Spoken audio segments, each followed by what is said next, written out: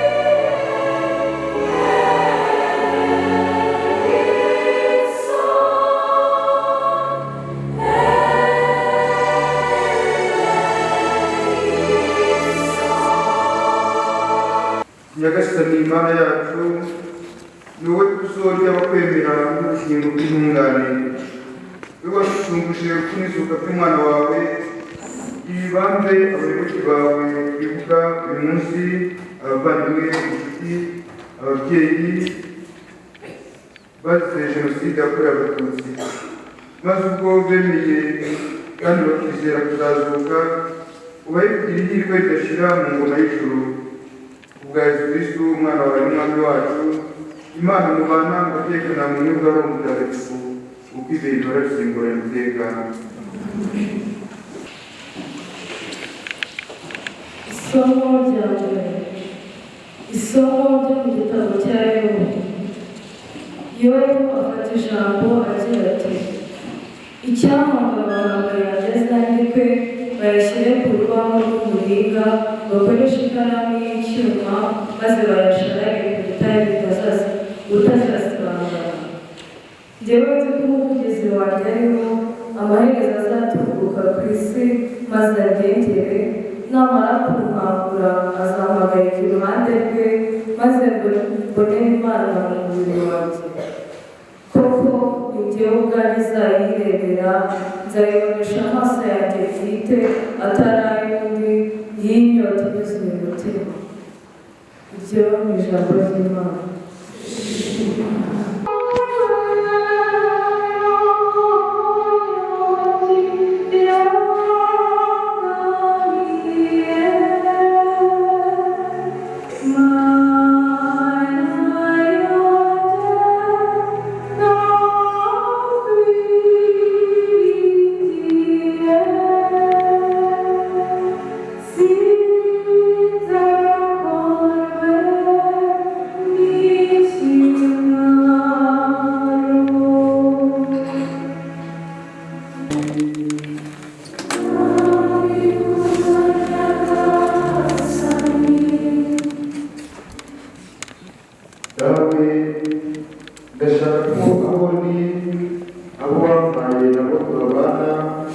kugira ngo muri kuzo ryanjye wampaye kuko wampunze zitararema. Dawe w'intungane, isi ntiyakumenye, ariko njye narakumenye, nabo kandi bamenye ko ariwe wantumye. Nabamenyesheje izina ryawe, kandi nzakomeza kubamenyesha, kugira ngo urukundo wampunze rubabemo, nanjye kandi babemo. Iyo ni Ivanjili ntagatifu. Urasingizwa Kristu. Ni amasomo adufasha kuzirikana kuri iki gihe turimo, igihe cyo kwibuka. Yobu yanditse amagambo akomeye, kandi yari yanditse nyuma y'ibihe bikomeye yari avuyemo, ameze nk'uwibasiwe n'Imana. Ubuzima bwanze, aho kugira ngo inshuti ze zimuhumurize, ahubwo zikaza kumusonga no kumushigamira. Igihe rero cyarageze ko yari yiringiye Imana, byose abisohokamo neza kandi abisohokamo n'ubutwari.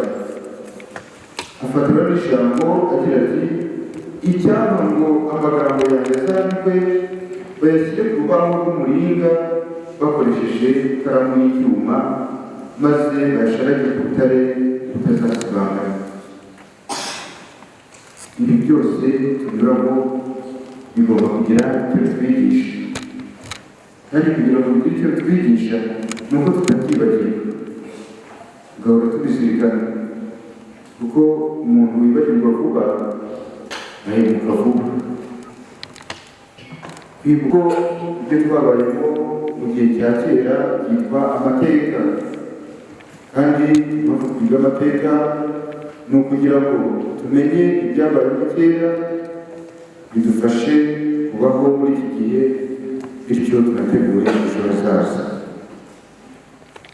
Twibagiwe ibya kera, ubuzima bwa none bwabaho nabi, twabubamo nabi, tukanduranya, tukangana, kandi dufite amateka agira ibyo twibutsa. Tugomba no gutora umuco wo gukundana. Iyo nyigisho ikomeye Yesu Kristo yatuzaniye: gukundana, gukunda abandi nk'uko nawe wikunda. Iryo ni ryo tegeko Yesu yadusigiye. Amategeko abiri ariko akubiye mu itegeko ry'urukundo: gukunda Imana no gukunda mugenzi wawe. Igihe babaza Yesu itegeko riruta ayandi, yavuze ngo uzakunde mugenzi wawe kuko wikunda. Yandi magambo ugomba kubanza ukikunda. Utikunda biragoye gukunda abandi. Iyo wikunda ukumva agaciro k'ubuzima Imana yaguhaye utabuguze, bituma ubwubaha. Wakubaha ubuzima bwawe ukamenya ko mugenzi wawe nawe afite ubuzima. Uko wishima ni nako mugenzi wawe nawe ashobora kwishima. Uko uhura n'ibikubabaza ni nako mugenzi wawe ahura n'ibimubabaza. Mbese mugenzi wawe ni imirwari wirebamo nawe ukibona. Nta muntu n'umwe waremwe Imana itamukunda. Twese Imana yaturemye idukunda kandi na n'ubu iradukunda. Niyo twahemuka Imana izakomeza tukunde kuko ari umubyeyi. Turasabira rero kuri uyu munsi kugira ngo urukundo ruganze mu mitima yacu. Urukundo rutuma ubona umuvandimwe ukamubonamo ishusho y'ubumuntu kurusha ikindi wamubonamo. Kuba twese dusangira kamere muntu ibyo birahagije. Ukamenya ko n'ubuzima afite nta ruhare wabugizemo, ubuzima n'ubw'Imana. Ikindi twiga ni ukumenya kwihangana ntiduheranwe n'ibyatubayeho bitadushimishije. Kwihangana iyo umuntu anyuze mu bihe bikomeye agomba gusohokamo ari intwari byiza. Ntabwo wava mu bihe bishaririye ngo wifuze ko abazamukomokaho cyangwa bazagukurikira nabo bazaba muri ibyo bihe. Abatazi Imana nibo batekereza ibyo ngibyo, ariko uzi Imana yifuza ko icyo ahuye nacyo kikamubabaza nta bundi bazahura nacyo mu buzima. Ubuzima rero bufite icyerekezo. Kwireba ukareba n'abandi ukagenda muri sinodi. Sinodi ni ukugendera hamwe, tugende dufatanya urunana. Umuntu wese uri ku isi aba afite icyo twakwita karite ariko akagira na defo. Izo karite rero buri wese agiye afite iyo tuzihurije hamwe dutuma isi yacu irushaho kuba nziza, ndetse bigatuma na za defo tugenda tuzikuraho gahoro gahoro. Kugira ngo isi ibe nziza ntabwo abantu bose bagomba kumera kimwe. Muzarebe iyo abantu bateguye indabo, ubwiza bwazo ni uko zitaba zisa. Muri bouquet de fleurs barimo amabara atandukanye, wabireba bakabona biryoheye ijisho. Iyo bafashe indabo zimeze kimwe z'amaroza zifite amahwa barizo bategura zonyine, urabireba ugahita ubirambirwa. Ariko iyo bagiye bazihinduranya zikaba ari indabo zivangavanze, niho zirushaho kuba nziza. Imana rero yaturemye iduha buri wese impano ye yihariye kugira ngo tubishyire hamwe isi yacu irusheho kuba nziza. Ariko igihe cyarageze bamwe batangira gutatira igihango bari baragiranye n'Imana cyo kugira isi nziza, ahubwo bashaka kuyisenya. Niyo mpamvu iyo twibuka abacu dusabira n'abo ngabo bose babaye ibigwari, bakanga ubuzima bwabo ndetse bakanga n'ubuzima bw'abandi, ndetse tugasingiza abagiye baba intwari bakita ku buzima bwabo bakita no ku buzima bw'abandi. Byose biragendana. Bavandimwe rero kuri uyu munsi dusabe Nyagasani ngo aduhere ubugingo bw'iteka abacu nk'uko twabyumvise mu Ivanjiri, abari nabo abe ariho baba ntagire n'umwe ujya kure ye. Tunamusabe ngo natwe atwongerere urukundo, atwongerere kumwemera ndetse aduhe n'ubuvandimwe, bityo tumenye ko ibyo dupfana bisumbye kure ibyo twapfa. Nyagasani Yesu nabane namwe.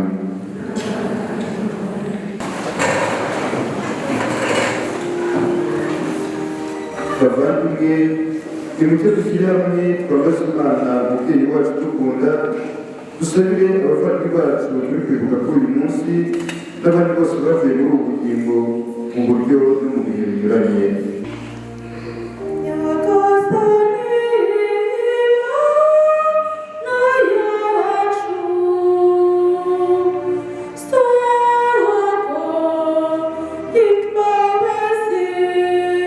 Yo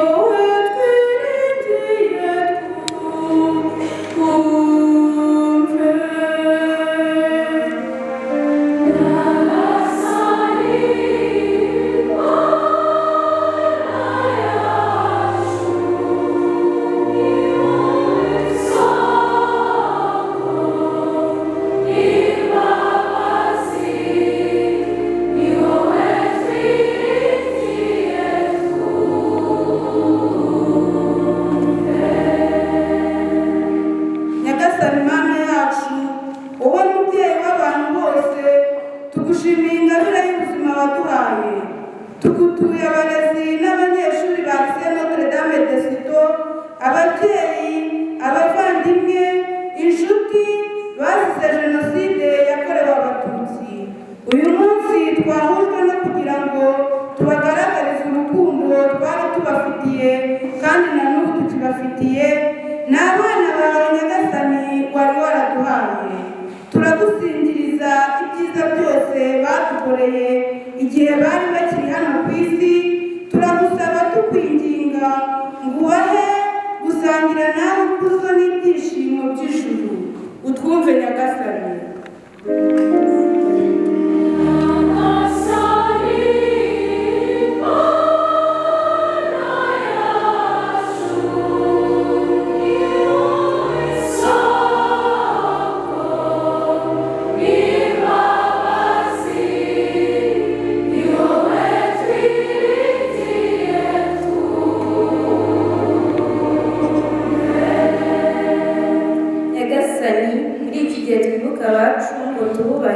tubasabire nawe turakwibuka Nyagasani kuko ari wowe mbere na mbere wakozwe mu muntu bishwe n'abavandimwe babo b'Abanyarwanda babazize ko wabaremye. Mu rupfu rwabo bagize imibabaro ikomeye twibukana agahinda. Bapfuye bagutabaza Mana Nyirimpuhwe kandi bagutegeye amaboko. Mu bubabare bwabo bishushanyije n'umwana wawe Yesu Kristo. Kimwe nawe bashorewe nta gicumuro ak'intama bajyanye mu ibagiro. Nyagasani babera igihozo ubayobore muri bwa buzima buhoraho wasezeranyije abawe bose bakwemera. Basangiye nabo ububabare bw'isi, turagusaba tukwinginga ubahe gusangira nawe ibyishimo by'ijuru. Utwumve Nyagasani.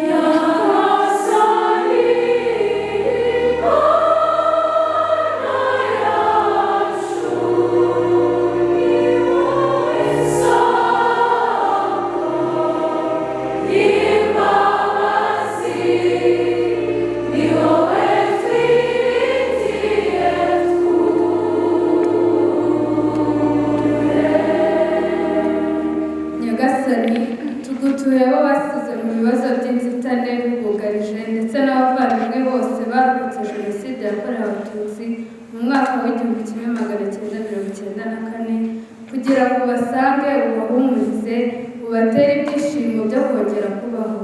Nyagasani bamara ubwoba ubatangariza ihumure, umura ibikomere byabo ubatere ubutwari ntibihebe, uboherereza intumwa z'ineza n'amahoro zibaremesha zibagarurira icyizere cyo kubaho. Imfubyi, abapfakazi, ba nyakamwe bose ubabere umubyeyi ubahoza. Utwumve Nyagasani.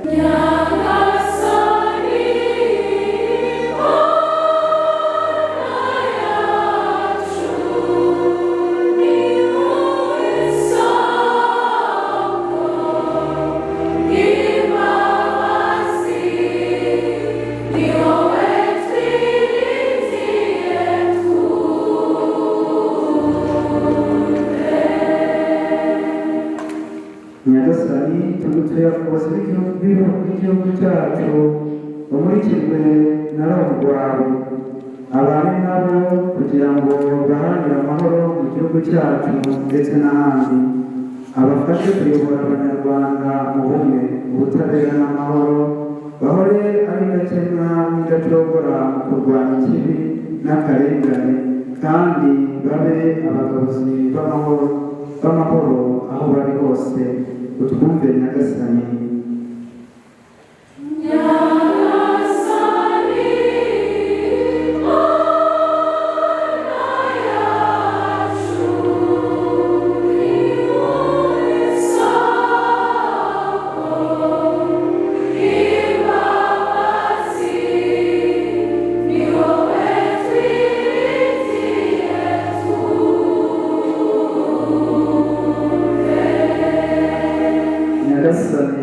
Tugusabye urumuri rwawe ngo rumurikire abanyarwanda twese, dushyire hamwe umuco w'amahoro n'urukundo yacu no mu buzima bwacu, udukore n'ikintu cyose urwangano nk'ikintu cyatuma hari uwafunze cyangwa amwifurize urupfu kugira ngo jenoside yakorewe abatutsi yabaye mu gihugu cyacu ntizongere kuba ukundi ndetse ntazagere n'ahandi yaba muri iyi si yacu. Turagutakambira ngo twumve Mana, wowe twiringiye twumve.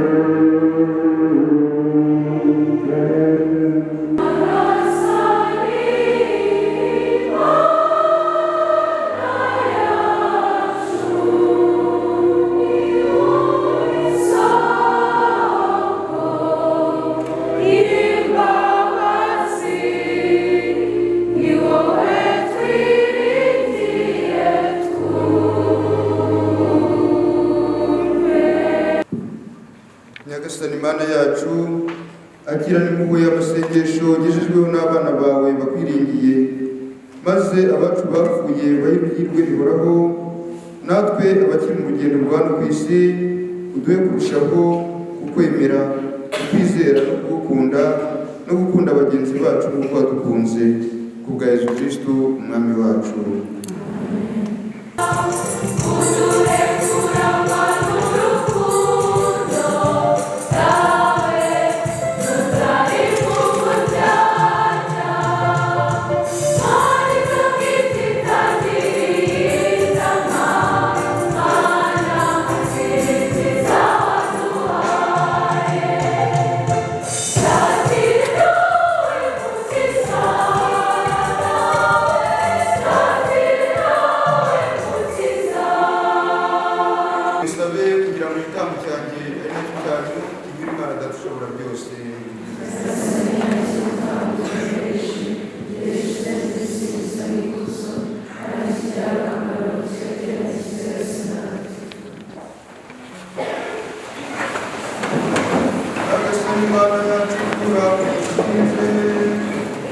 Akira mkusu wa makuru tuwereje kusema abacu bazize jenoside yakorewe abatutsi namara nibamara gusukurwa n'igitambo cy'ukaristiya tubaye kugira ubugingo budashira n'ihirwe ry'iteka mu ikuzo ryawe kubwa Kristo umwami wacu.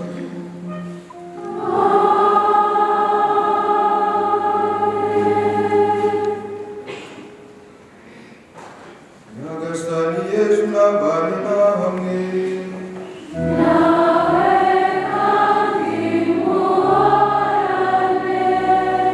imitima yacu nihugukire iby'ijuru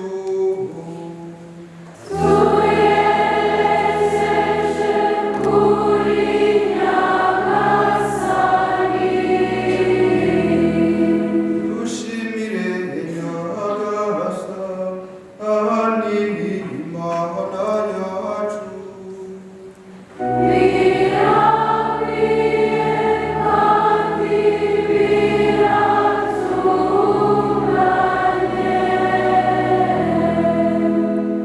Ni koko birakwiye kandi biratunganye, ni ngombwa kandi birimo agakiza ko tugushimira iteka n'ahantu hose. Nyagasani dawe ry'ubutagatifu Mana ishobora byose ugahora witeka. Nubwo urupfu ari twe twarwiterereje, urukundo dukunda n'ukuntu tugirira nibyo dukesha gucungurwa na Kristo watsinze urupfu, maze twamara gupfa biturutse ku cyaha tugahamagarirwa gusangira nawe ubugingo buhoraho. Nicyo gitumye twifatanya n'ingabo zo mu ijuru ngo natwe hano ku isi twamaze ubuhangange bwawe, maze duhanike igitero n'igisigizo cy'izina ryawe tuvuga ubudahwema tuti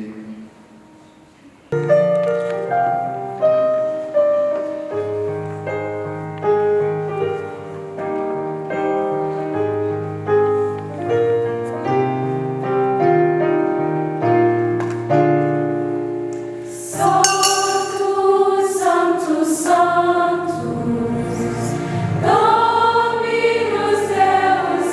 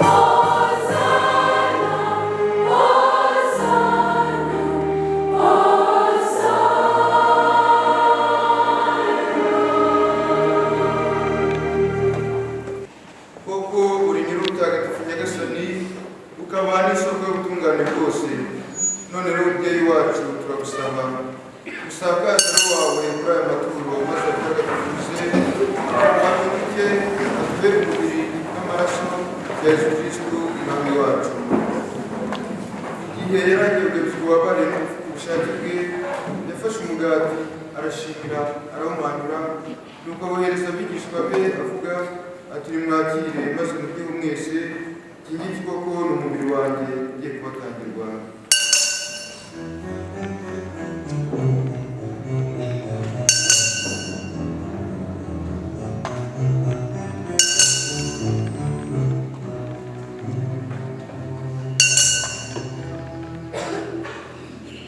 Nk'uko yari amaze kubigenza, barangije kurya afata inkongoro nanone arashimira, nuko yohereza abigishwa be avuga ati nimwakire maze munyweho mwese, iyi ngiyi koko ni inkongoro y'amaraso yanjye y'isezerano rishya kandi rizahoraho iteka, agiye kumenurwa mwebwe n'abandi bose kugira ngo mugirwe imbabazi z'ibyaha.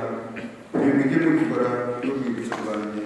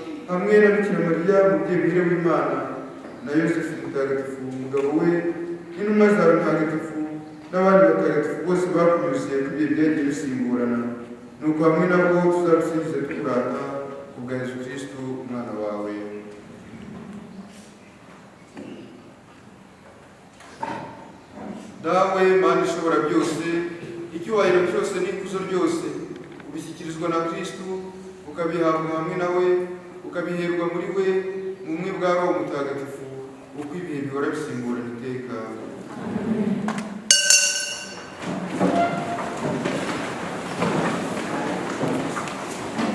Nk'uko twabibwirijwe n'Umukiza, akanabidutegeka kandi akabitwigisha, tutinyutse kuvuga tuti uri hejuru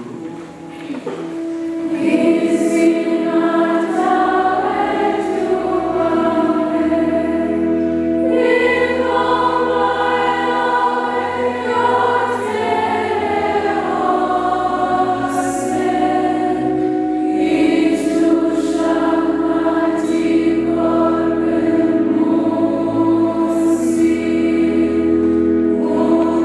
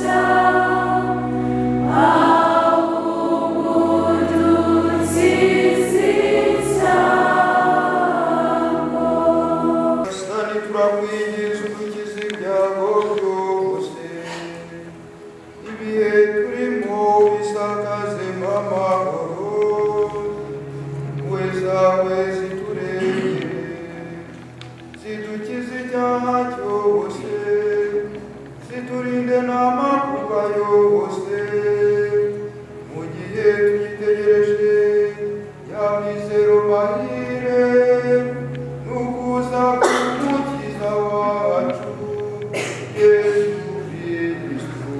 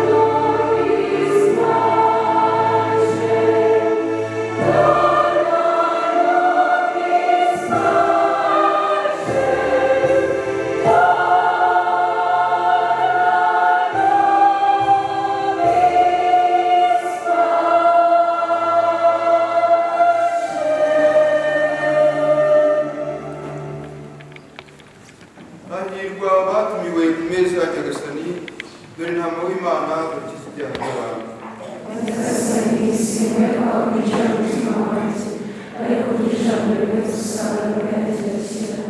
Umubiri wa Kristo tubesheho uzatugeze mu bugingo bw'iteka.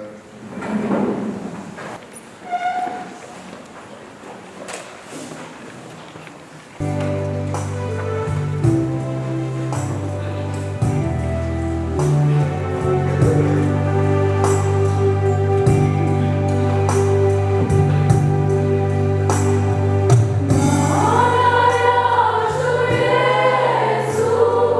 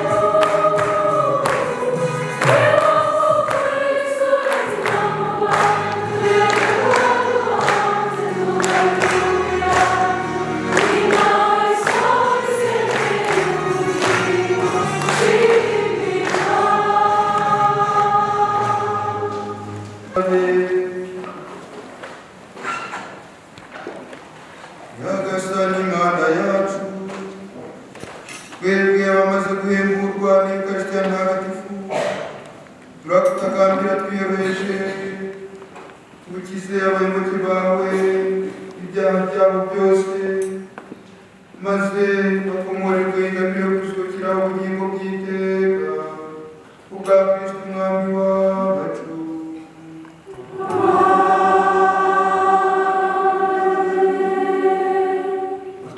Iyo twibuka abacu ni ngombwa kugera aho bashyinguye, tugiye gukora umutambagiro tugana ari urwibutso muri lycée Notre-Dame de Cîteaux. Imbere haragenda umusaraba bitewe n'abahereza, umusaseridoti na korali, hanyuma n'abandi twese dukurikiyeho.